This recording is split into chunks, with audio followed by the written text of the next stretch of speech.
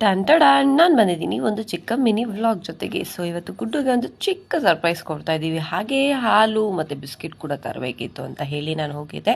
ಹಾಗೆ ಸ್ವಲ್ಪ ಚಿಪ್ಸ್ ಕೂಡ ತೊಗೊಬಂದೆ, ಮಕ್ಕಳು ತಿಂತಾರೆ ಅಂತ ಹೇಳಿ. ಸೊ ಅವಳು ಸರ್ಪ್ರೈಸು ಕಣ್ಣು ಮುಚ್ಕೊಂಡೇ ಇರಬೇಕು, ಕಣ್ಣು ತೆಗಿಬಾರ್ದು.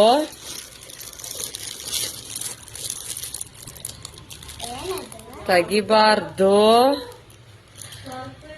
ಟನ್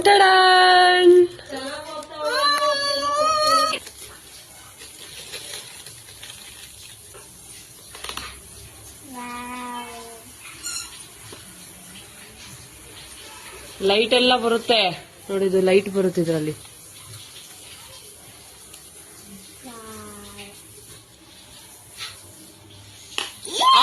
ಆಫ್ ಮಾಡು ಲೈಟ್ ಆಫ್ ಮಾಡು.